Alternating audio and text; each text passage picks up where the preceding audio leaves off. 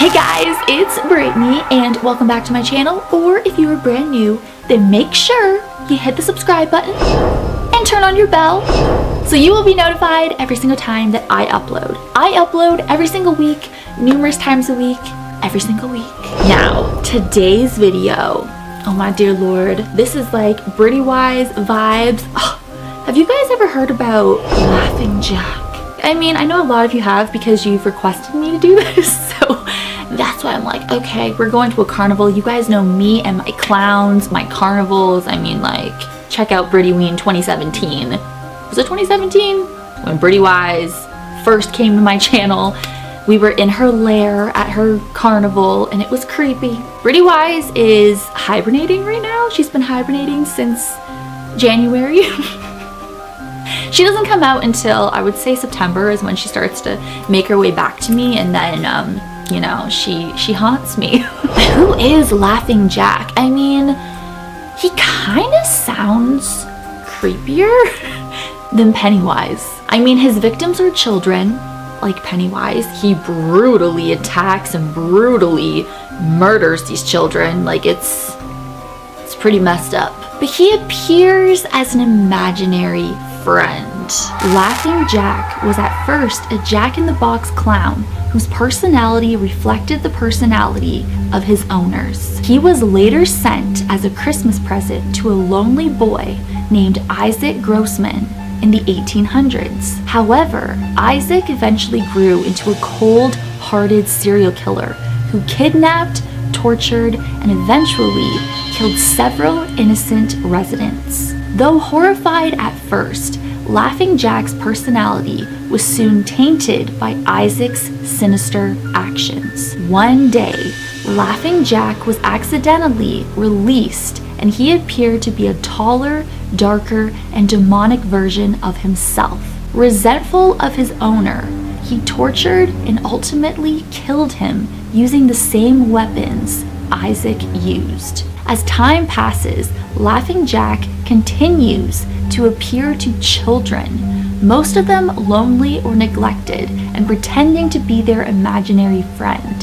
However, he eventually tortures and kills them for no reason other than the simple fact that he hates kids and wants to see them suffer. So this really reminds me of Pennywise. It's like Laughing Jack wants to be Pennywise, just like how Brittany-wise wants to be Pennywise. All these clowns want to be Pennywise, I swear to God. Pennywise is like their king, their idol. Really. Alright, so let's get into the story of when this mother discovered that her son had an imaginary friend that was a clown. Laughing Jack, of course. It was a nice summer day. My 5-year-old son, James, was playing outside in the backyard. He was a quiet boy and played by himself mostly. He never had many friends, but he has always had a wild imagination. I was in the kitchen feeding our dog Fido when I heard what sounded like James talking to someone in the backyard. I wondered who he could be talking to. Could he have finally made a friend? "James, it's time to come inside," I called out to him. He came in and sat down at the kitchen table. James looked up for a moment. "I was playing with my new friend," he said, smiling. "Does your friend have a name?" I asked. James stared at me for a moment before replying. "His name is Laughing Jack." "Oh, that's a strange name," I said. "What does your friend look like, by any chance?" "He's a clown," James replied. I realized my son was talking about an imaginary friend. I suppose it is normal for kids his age to have imaginary friends, especially when he has no real kids to play with. The rest of the day was uneventful, and as it was starting to get late, I put James to bed. I was pretty tired myself, so I decided to go to bed not long after. I had an awful nightmare. It was dark. I was in some kind of rundown amusement park.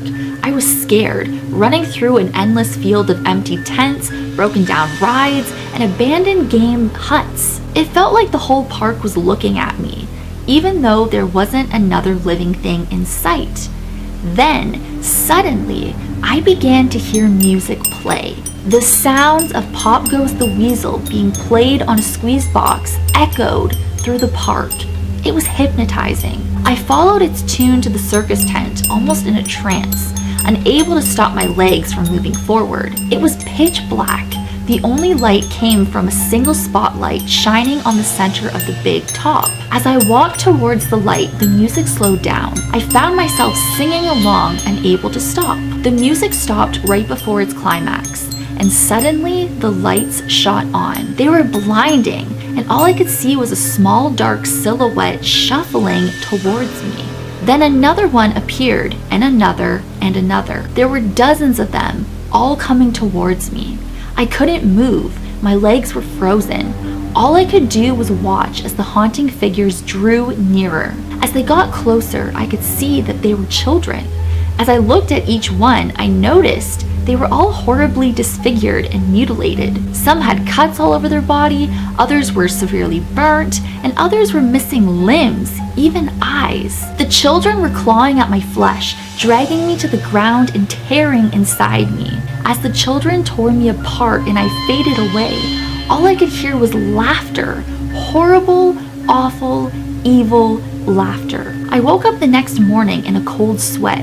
After taking a few deep breaths, I looked over and saw that a few of James's action figures were positioned facing me on top of my nightstand. James had probably woken up early and put these here. I gathered up the toys and made my way to James's room. However, when I opened the door, James was sound asleep. I just shrugged and placed the toys back into his toy box and headed out to the living room. A little while later, James woke up and I made him breakfast. He was quiet and seemed a little bit groggy. Perhaps he didn't sleep well either. I decided to ask him about the toys. James, did you put your toys in Mommy's room this morning? His eyes shot up at me for a moment, then quickly glanced back down at his cereal. Laughing Jack did it. I rolled my eyes and responded, will you tell Laughing Jack to keep your toys in your room? James nodded and finished up his breakfast, then decided to go play out in the backyard. I went to relax in the living room, and I must have dozed off because I woke up a couple hours later. I was a bit worried. I needed to check on James. It had been over 2 hours and I hadn't seen him. I stepped out into the backyard, but James wasn't there anymore. I was getting nervous, so I called out to him. Just then, I heard a giggle coming from the front yard. I rushed through the gate around to the front of the house. James was sitting on the sidewalk. James, how many times have I told you to stay in the backyard? And James, what are you eating? James looked up at me, then reached into his pocket and pulled out a handful of hard candies. This made me very nervous. James, who gave you that candy? James just stared at me, not speaking. James, please tell me who gave you that candy. Laughing Jack gave it to me. My heart sunk. I knelt down to look him in the eye. James, I have had enough of this Laughing Jack psycho.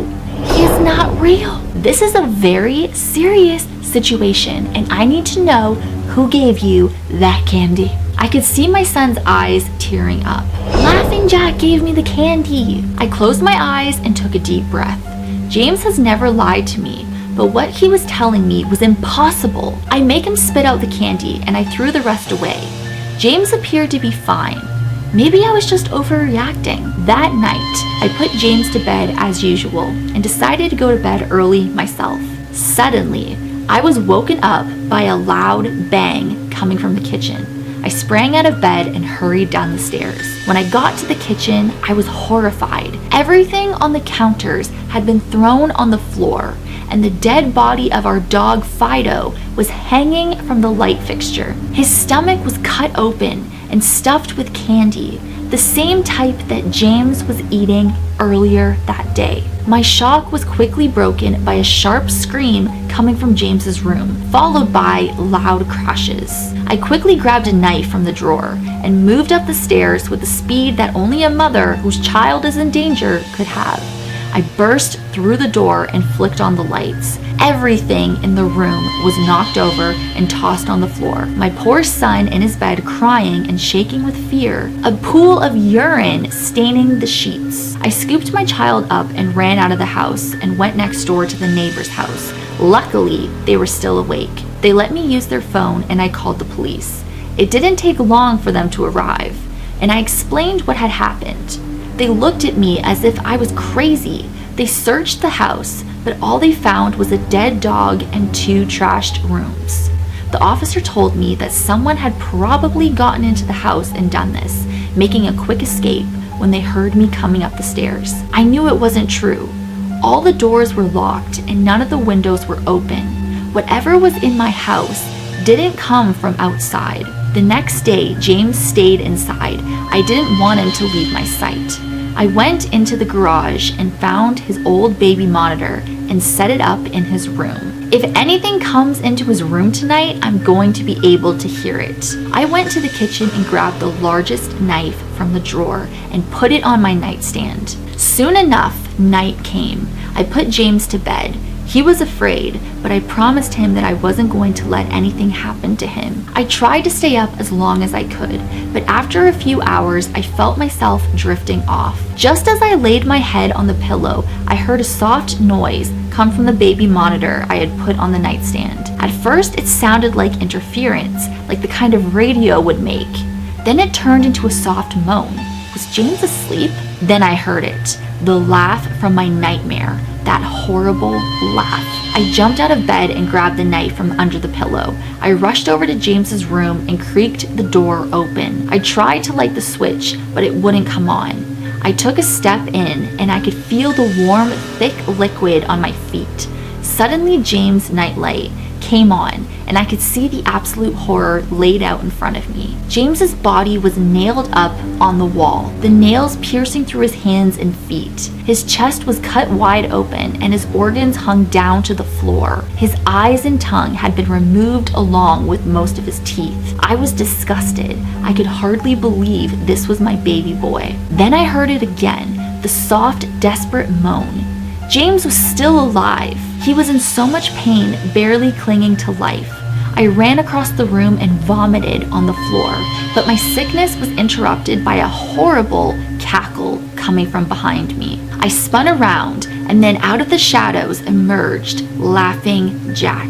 His ghost white skin and matted black hair hung down to his shoulders. He had piercing white eyes surrounded by dark black rings. His twisted smile revealed a row of sharp, jagged teeth, and his skin didn't look like skin at all. It almost looked like rubber or plastic.